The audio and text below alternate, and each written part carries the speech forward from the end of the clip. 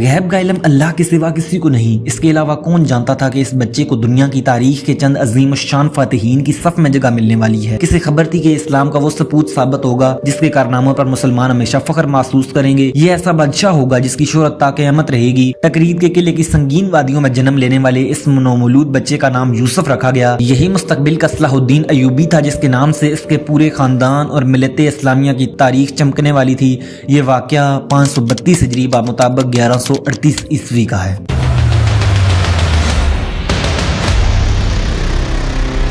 صلیبی سلطنت کے زوال کا پہلا قدم کون سا تھا؟ حضرت مسیح کی قبر اور پہاڑ سے عیسائیوں پر بجلی کب گری؟ کون سی فتح کو فتح الفتوح کہتے ہیں؟ زنگی کا نام خطبے میں کب شامل کیا گیا؟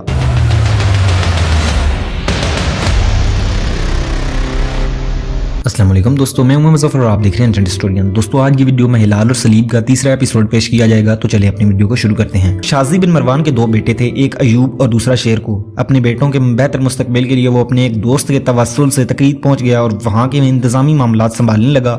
اس کی وفات کے بعد اس کا بیٹا ایوب وہاں کا منتظم بن گیا، جو بعد میں نجم الدین ایوب کے نام سے مشہور ہوا۔ دوستو اب آپ کو میں لے کر چلتا ہوں عماد الدین زنگی کی طرف۔ تو سکوت القدس کے تقریباً 40 سال تک اس عالم اسلام پر شدید جمود طاری رہا تھا، مگر پھر یک ان ساکت لہروں میں اضطراب پیدا ہوا اور عماد الدین زنگی کی شکل میں ایک چٹان عالم اسلام کے دفاع کے لیے ابھر آئی۔ عماد الدین زنگی کے پے در پہ حملوں نے عیسائی فاتحین کے دماغ سے تمام اسلامی دنیا کو زیر نگین کرنے کا خیال نکال دیا اور وہ فلسطین اور شام کے مقبوضات کے دفاع کو ہی اپنی بڑی کامیابی سمجھنے لگے۔ عماد الدین زنگی کا باپ ملک شاہ سلجوقی کا معتمد ترین غلام تھا۔ ملک شاہ نے اسے قسیم الدولہ کا خطاب دیا تھا۔ وہ نہایت شریف، دلیر اور بیدار مغز انسان تھا۔ ملک شاہ نے اسے علب کا حاکم بنایا تو اس کے عدل و انصاف کی ہر طرف تعریف ہوئی۔ اس نے موصل اور دیار بکر کو بھی ملک شاہ کے جانشین سلطان برقیارت کے لیے مسخر کیا۔ اس کے زیر انتظام علاقوں کا امن امان مثالی تھا، قافلوں کے راستے نہایت محفوظ تھے، لوگ چین کی زندگی گزار رہے تھے۔ 488 ہجری بمطابق 1095 عیسوی میں سلجوقی بادشاہ اس سے وفاداری کرتے ہوئے وہ قتل ہو گیا۔ اس وقت اس کا بیٹا عماد الدین صرف 10 سال کا تھا۔ اس کے ایک دوست کربوکا نے، جو کہ موصل کا حاکم تھا، اس یتیم بچے کی پرورش کی، یہاں تک کہ یہ بچہ کڑیل جوان بن کر موصل کی فوج میں بہادری کے جوہر دکھانے لگا اور اس کی غیر معمولی قابلیت مشہور ہوتی چلی گئی۔ کربوکا کے بعد موصل کے جتنے بھی حاکم تبدیل ہوئے، سب نے عماد الدین زنگی کی جرت اور معرکہ دانی کو سراہا۔ پھر وہ سلطان محمود سلجوقی کے دربار سے وابستہ ہو گیا، جس نے اس کی صلاحیت دیکھتے ہوئے 518 ہجری بمطابق 1124 عیسوی میں سے واسط اور بصرہ کا جاگیردار بنا دیا۔ یہاں ایک سردار کی حیثیت سے اس نے خوب شہرت حاصل کی۔ پھر سلطان نے اسے اپنے شہزادوں کا خاص استاد مقرر کر دیا، جسے اتالیق یا اتابق کہا جاتا تھا۔ یوں عماد الدین اتابق کے لقب سے مشہور ہوا۔ اس نے سلجوقی بادشاہ کی خدمات انجام دیتے ہوئے حیرتناک کارنامے سر انجام دیے۔ 520 ہجری بمطابق 1126 عیسوی میں سلطان کی خلیفہ بغداد سے چپکلش کے دوران عماد الدین زنگی نے بغداد کی افواج سے واسطہ کو بڑی خوبی کے ساتھ بچایا۔ یہی نہیں بلکہ اس نے بغداد پر اس زور کا جوابی حملہ بھی کیا تھا کہ خلیفہ مسالت پر آمادہ ہو گیا۔ اس واقعے نے سلطان کی نظر میں زنگی کا رتبہ بہت بڑھایا۔ اس نے اسے بغداد کا منتظم اعلیٰ بنا دیا۔ 521 ہجری بمطابق 1127 عیسوی میں سلجوقی بادشاہ کے ماتحت موصل کا حاکم امیر برسکی فوت ہوا تو سلطان محمود کو عماد الدین اس عہدے کے لیے وزنوں لگا، چنانچہ سے موصل اور دیگر علاقوں کا حاکم بنا دیا گیا۔ یہ موصل کی دولت اتابقیہ کا آغاز تھا۔ عماد الدین زنگی صلیبیوں کے خطرے کو پوری شدت سے محسوس کر رہا تھا۔ ادھر الجزیرہ، کردستان اور شام کی چھوٹی چھوٹی مسلم ریاستوں کی خانہ جنگیوں کے باعث مسلمانوں کی طاقت منتشر ہو رہی تھی اور اس طوائف الملوکی کو ختم کیے بغیر صلیبیوں سے بھرپور مقابلہ ممکن نہ تھا۔ چنانچہ زنگی نے موصل کے نظام حکومت کو مضبوط کر کے ان بکھری ہوئی آزاد ریاستوں کی طرف پیش قدمی کی، جن کی طاقت مسلمانوں کو مسلمانوں سے لڑانے میں صرف ہو رہی تھی۔ اس نے سنجار اور خابور جیسے شہروں پر قبضہ کر کے اپنی عملداری شام کی سرحدوں سے ملا دی۔ 523 ہجری بمطابق 1129 عیسوی میں وہ دریائے فرات عبور کر کے عیسائی مقبوضات کی راہ میں حائل مسلم ریاستوں کی طرف بڑھا۔ حسن بزع، حماد، حلب اور حمص جیسے اہم شہر یکے بعد دیگرے اس کے سامنے سرنگوں ہوتے چلے گئے۔ اب وہ اور عیسائی آمنے سامنے آ چکے تھے۔ 524 ہجری بمطابق 1130 عیسوی میں اس نے فرنگیوں کے مضبوط ترین قلعے حسن اسارب پر حملہ کر دیا اور ایک خون ریز جنگ کے بعد فرنگیوں کو شکست فاش دے کر قلعے کو منہدم کرا دیا، حتیٰ کہ آئندہ نصرانیوں کو یہاں قدم جنانے کا موقع نہ مل سکے۔ نصرانیوں کا دوسرا اہم قلعہ حارم تھا، جس کے والی نے صلح کی درخواست کی تھی۔ इमादुद्दीन की फौज थक चुकी थी, इसलिए इसने हरम की सालाना निस्फ आमदनी वसूल करने के मुआहदे पर सुलह कबूल कर ली। इमादुद्दीन की इन फतवात से हलब, हम्मात और गिरदोनवा के बहुत से शहर नसरानियों के मजालिम से महफूज हो गए और इन इलाकों की अवाम ने मुद्दतों बाद सुख का सांस लिया। इमादुद्दीन की इन मुहिम्मात के बाद इसके आकाए वली नेमत सुल्तान महमूद सल्जूकी का इंतकाल हो गया और इसके दूसरे भाइयों में खाना जंगी का एक नया सिलसिला शुरू हो गया, जिसमें इमादुद्दीन जंगी को भी हिस्सेदार बनना पड़ा। मशीयत इलाही ने नजमुद्दीन अयूब को इमादुद्दीन जंगी से मिलाना तय कर लिया था। ये मिलाप इसलिए जरूर था कि इससे एक नई कहानी वजूद में आने वाली थी। सुल्तान महमूद सल्जूकी की मौत के बाद 526 हिजरी मुताबिक 1132 ईस्वी में इराक और खरासान की सियासत पर सुल्तान संजर सल्जूकी पूरी तरह छा गया। इसने सुल्तान मसूद को शिकस्त दे दी और बगदाद को ताबे रखने के लिए इमादुद्दीन जंगी की दावत दी कि वह बगदाद के मुंतज़िम आला की हैसियत से वहां पहुंचे। चूंकि ये सब कुछ खलीफा की मर्जी के लिए था, इसलिए इसने इमादुद्दीन जंगी को रोकने की तैयारी कर ली। 27 रजब 526 हिजरी मुताबिक 13 जून 1132 ईस्वी को इमादुद्दीन जंगी और बगदादी अफवाज में बड़ी खूनरेज जंग शुरू हो गई। इमादुद्दीन जंगी के साथ बनु असद के सरदार दबीस बिन सदका के जंगजू भी थे, जो लश्कर का अहम तरीन हिस्सा थे। जंग जोरों पर थी कि दबीस बिन सदका मैदान छोड़कर भाग निकला, दीगर उमरा भी इसके पीछे हो लिए। इमादुद्दीन जंगी मैदान में तनहा रह गया। वो अपनी आदत के मुताबिक जमकर लड़ता रहा, मगर जब इसके साथी बहुत कम रह गए तो इसे भी पिस्पाई इख्तियार करना पड़ी। इसने बड़ी शिकस्तगी की हालत में मूसल का रुख किया। रास्ते में चंद मनाजिल तय करने के बाद इसके साथियों का थकन से बुरा हाल हो चुका था। वो मजीद सफर करने के काबिल नहीं थे। सवारियां भी जवाब देने लगी थी। जख्मियों को इलाज, मुआलजे और सिपाहियों को खुराक और सवारियों को बेचारे की सख्त जरूरत थी। ऐसे में इनकी नजर दजला के पार तकरीद के किले पर पड़ी। ये वो मकाम था जहां मशीयत खुदाबंदी राह जिहाद के दो मुसाफिरों को मिलाना चाहती थी। किलादार नजमुद्दीन अयूब दरिया के किनारे ठहरने वाली इस तबाहाल फौज की दरमानदगी अपनी आंखों से देख रहा था। आलमी इस्लाम में आम हालात में शायद वो इतनी आसानी से किसी को पनाह न देता, मगर जब इसे मालूम हुआ कि ये इमादुद्दीन जंगी का काफिला है तो इसने किले के दरवाजे खोल दिए। दरिया दजला पर कश्तियों का पुल बनाकर इसने जंगी के सिपाहियों को इस तरफ उतारा। मुसाफिरों के लिए खुराक और सवारियों के लिए बेचारे का फौरी बंदोबस्त किया। जख्मियों के इलाज, मुआलजे का बेहतरीन इंतजाम किया। इमादुद्दीन जंगी 15 दिन तक वहां ठहरा रहा और नजमुद्दीन अयूब इसकी खिदमतगारी के लिए मुस्तैद रहा। जब अताबक जंगी वहां से मूसल रवाना हुआ तो इसके दिल में नजमुद्दीन के लिए बड़ी जगह बन चुकी थी। इन दिनों जंगी की ज्यादातर तवज्जो इराक की सियासत पर थी, चूंकि इन दिनों खलीफा मुस्तरशद बिल्ला से सल्जूकियों की कशमकश वक्फे से जारी थी। लिहाजा खुद जंगी बाज मुहिम्मात में बगदाद के खिलाफ सफ आरा हुआ। ताम बाद में इसने खलीफा से सुलह कर ली और मरकज़ खिलाफत का हस्ब साबिक एहतराम करने लगा। खलीफा मुस्तरशद बिल्ला के दौर में इमादुद्दीन को फरंगियों के मुकाबले के लिए कोई नई मुहिम शुरू करने का मौका न मिल सका। अलबत्ता वो कुर्दिस्तान में अपनी सरहदों को वसी करता रहा और 528 हिजरी मुताबिक 1134 ईस्वी में कर्दों के कई किलों पर काबज हो गया। दमश्क का हाकिम इस्माइल बिन बूरी शम्सल मलूक अपनी हुकूमत की कमजोरी के बायस फरंगियों से खौफजदा था। इसने जंगी को आज खुद दमश्क पर कब्जे की दावत दी। चनाचे जंगी ने दमश्क पर भी हमला किया, मगर शम्सल मलूक के दरबारियों ने दमश्क को जंगी के हवाले करने से इनकार कर दिया। यह इख्तलाफ इतना बड़ा कि हाकिम दमश्क अपने लोगों के हाथों कत्ल हो गया। नए हाकिम के नायब मोइनुद्दीन अंस ने शहर का दिफा शुरू कर दिया। जंगी मुआसरा किए रहा, मगर फिर खलीफा मुस्तरशद बिल्ला की तरफ से सुलह के दबाव पर इसने मुहिम तर्क कर दी। नजमुद्दीन अयूब ने जंगी को मना देते हुए अपने दिल की आवाज पर लब्बैक कहा था। इस फैसले में किसी बैरूनी दबाव का दखल न था, मगर जब बगदाद में इसके सरपरस्त बैरोज को, जिसने इस कर्दी वादे को तकरीद की किलादारी सौंपी थी, इस इक़दाम की इतला मिली तो वो नाराज हुआ और इसे अकबत नाअंदेशी करार दिया। इसके बावजूद नजमुद्दीन को अपने किए पर कोई इंदामत नहीं थी। ताम इन्हीं दिनों एक और हादसा पेश आ गया। निशानाबाजी के दौरान नजमुद्दीन की गलती से तीर बहरोज के गुलाम को लगा, जो मुहल्लक साबित हुआ। नजमुद्दीन को इस वाक़े से सख्त इंदामत हुई। बहरोज के लिए भी ये बात बहुत तकलीफ दे थी, मगर चूंकि ऐसा बिला कस्द हुआ था इसलिए रियायत की गुंजाइश निकल आई।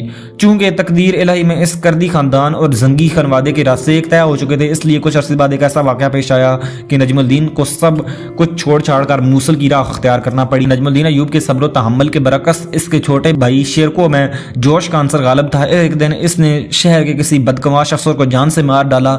इस अफसर ने किसी लड़की को छेड़ा था। लड़की ने आकर शेरको से फरियाद की। वो गजबनाक होकर इस अफसर की तलाश में निकला और इसे नेजर के वार से ही मौका पर हलाक कर दिया। कहा जाता है कि मकतूल नसरानी था और इसने शेरको से बेहुदा गोई भी की थी। इस दौर में मुसलमानों के सियासी और अखलाकी तनज़्ज़ुल के बावजूद अफसरान तो कजा हाकिम भी अदालत की गिरफ्त से आज़ाद नहीं थे, इसलिए शेरको के हाथों इस मावराए अदालत कत्ल पर हुकूमत ने बाज़ की। खुद नजमुद्दीन अयूब इस मामले में अपने भाई से नाराज था। इसने खून बहा देने में भी भाई की मदद से इनकार कर दिया। اور اسے قید کر کے تمام صورتحال بغداد میں اپنے والی مجاہد الدین بیروز کو لکھ بھیجی۔ مجاہد الدین بیروز کو سخت رنج ہوا۔ اس نے جواباً لکھا، تمہارے باپ کا مجھ پر احسان ہے، اس لیے میں تم دونوں بھائیوں سے سخت برتاؤ کرنا پسند نہیں کرتا، تمہارے لیے بہتر یہ ہے کہ تختریت سے نکل جاؤ۔ 9 ماہ ہوئے کہ نجم الدین ایوب کی اہلیہ امید سے تھی۔ اس دوران اس نے ایک عجیب خواب دیکھا، کوئی کہہ رہا تھا بلا شبہ تیرے شکم میں اللہ کی ایک تلوار ہے۔ ادھر نجم الدین ایوب اور اس کا بھائی اب تقریت سے نکل کر اپنی منزل کہیں اور تلاش کرنے پر مجبور ہو گئے تھے۔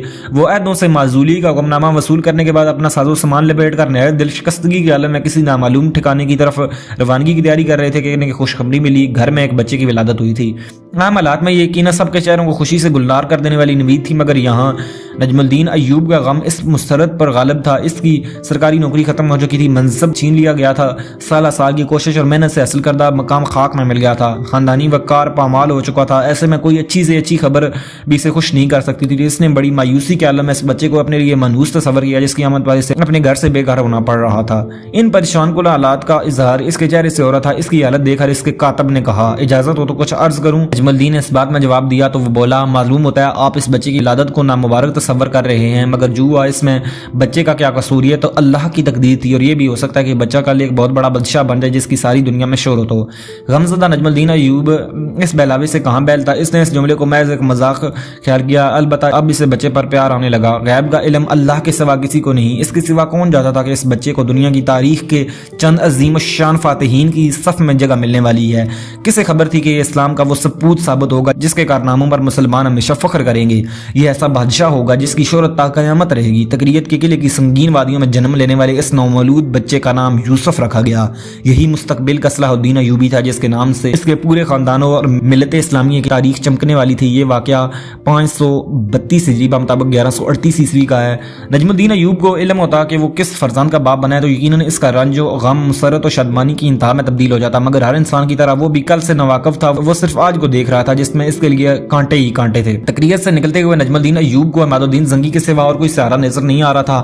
اسے امید تھی کہ اطابق زنگی جس کی بلند ہمتی کا شروع سے گرویدہ تھا اسے نہیں بھولا ہوگا۔ یہ دور عماد الدین زنگی کے عروج کا تھا، ہر زبان اس کی شرافت، دلیری اور عدل و انصاف کا اعتراف کر رہی تھی۔ اس نے اپنا نظام حکومت اس خوبی سے چلایا کہ نظام الملوک توسی دور کی یاد تازہ ہو گئی۔ اس کے فرنگیوں کے خلاف جہادی کارنامے لوگوں میں مشہور تھے۔ حقیقت یہ ہے کہ اس نے برسوں بعد عالم اسلام کو جہاد کا بھولا ہوا سبق یاد دلایا تھا، نصرانیوں کی وہ طاقت جس سے مسلمانوں کے انتشار نے ناقابل شکست بنا دیا تھا۔ عماد الدین زنگی کے پے در پہ حملوں سے اپنا سابقہ رعب و دبدبہ کھونے لگی تھی۔ نجم الدین ایوب جب عماد الدین زنگی کے یہاں پہنچا تو وقت کا یہ شاہین صفت مجاہد شام سے نصرانیوں کو مکمل طور پر بے دخل کرنے کی تیاریاں کر رہا تھا۔ اس نے نجم الدین ایوب جیسے قابل انسان کی آمد پر خوشی کا اظہار کیا اور اسے فوج میں موزوں عہدہ اور جاگیر عنایت کی۔ عماد الدین زنگی نے آئندہ چند سالوں میں شام کے استائی مقبوضات اور وہاں کے ملت فراش مسلمان حکمرانوں کے خلاف زبردست مہمات انجام دیں۔ ذوالحجہ 533 ہجری مطابق 1137 عیسوی میں اس نے بالبک کا مشہور قلعہ بھی نصرانیوں کے حلیف مسلم حکمراں سے چھین لیا۔ قلعے پر قبضہ کرنے کے بعد موصل کی فوج کے افسران ان دشمن عمرا کو سولی دینے لگے جو ان کے نزدیک ناقابل معافی تھی۔ عام طور پر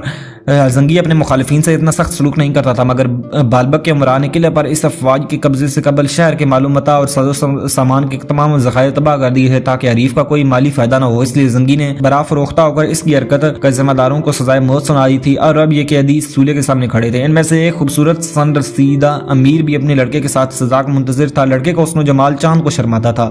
جب اس کی باری آئی تو اس کے بوڑھے باپ نے آگے بڑھ کر زنگی کے سالار امیر یا غسانی سے کہا، تمہیں تمہارے آقا زنگی کے واسطہ اس سے پہلے مجھے سولی دے دو تاکہ میں اپنے بچے کو اپنی آنکھوں کے سامنے دم توڑتا نہ دیکھوں۔ یہ کہہ کر وہ رونے لگا۔ نجم الدین ایوب موصل کے ایک فوج کے افسر کی حیثیت سے وہاں موجود تھا۔ وہ یہ درد مانا جملہ سن کر تڑپ اٹھا، اس کی آنکھیں بھر آئیں۔ چونکہ سولی دینے کا ذمہ دار امیر یا غبسانی تھا لہذا نجم الدین نے اس قیدی کی سفارش کرتے ہوئے اسے کہا کہ اس بیچارے کو رہا کر دیا جائے۔ امیر نے کہا، یہ میرے اختیار میں نہیں، میں آقا کے حکم پر عمل کر رہا ہوں، حکومت دولی سے ڈرتا ہوں۔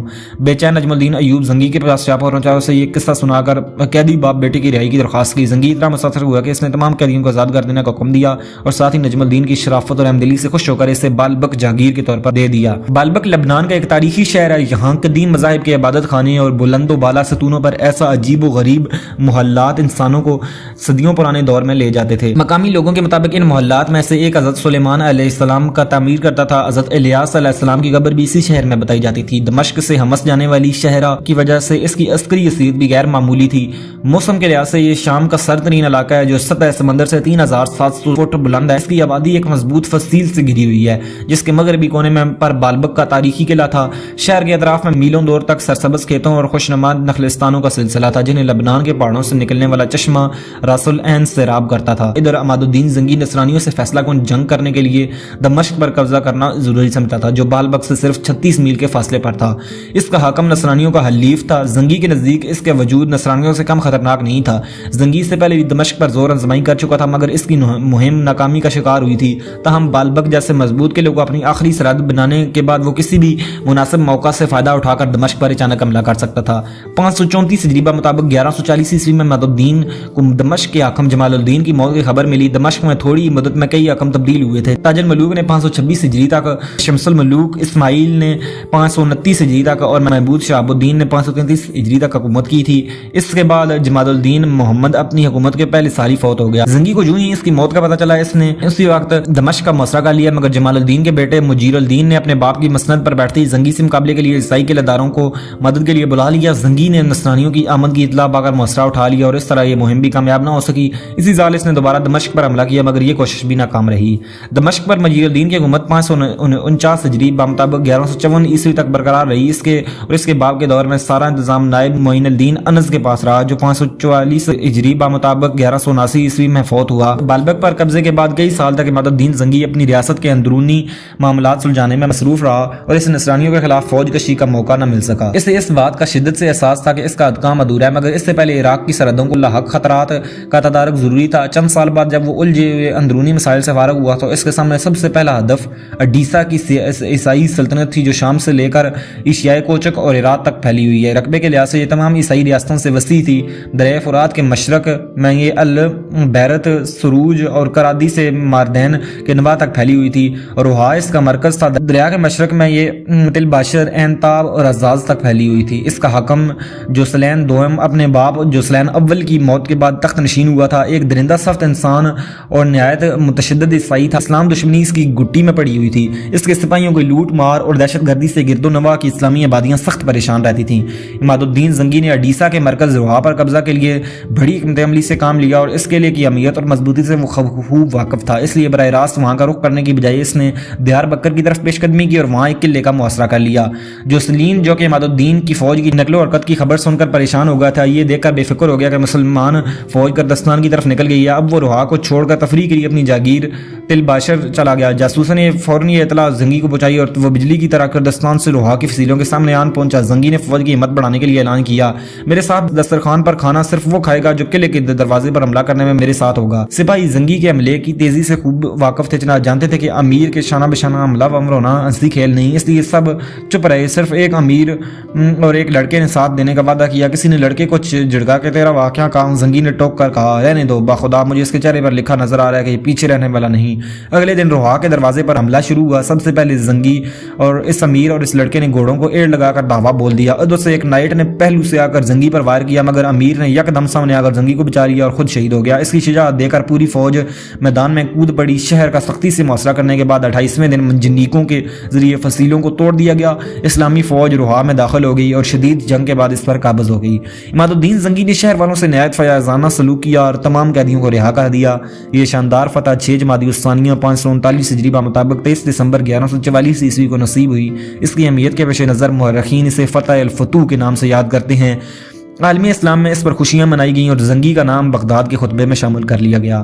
روحا کے ہاتھ سے نکل جانے پر عیسائی دنیا ششدر رہ گئی تھی۔ عیسائی مورخین نے اسے شام کی صلیبی سلطنت کے زوال کا پہلا قدم قرار دیا ہے۔ مچاڑ لکھتا ہے، یروشلم اور دوسرے شہروں کے نصرانیوں نے اعزاز کی فتح اور تباہی کی خبر سن کر مایوسی کے اشک بہائے۔ دریائے فرات کے کناروں سے آنے والی منحوس خبروں نے انہیں اور بھی ڈرا دیا۔ حضرت مسیح کی قبر اور پہاڑ سے ان پر بجلی بھی گری، ایک دمدار ستارہ نظر آیا اور شدید خوف و ہراس پھیلا۔ مشرق کے نصرانیوں نے یقین کر لیا کہ آسمان کا مخالف ہو گیا اور ان پر ہیبت ناک مصائب کو آنے کو ہیں۔ اس شکست سے مضطرب ہو کر پادریوں نے ایک نئی صلیبی جنگ برپا کرنے کے لیے جوشیلی تقریریں شروع کر دیں۔ شاہان یورپ نے بڑی بڑی قربانیاں دینے کے دعوے کیے مگر فوری طور پر وہ کچھ نہ کر سکے۔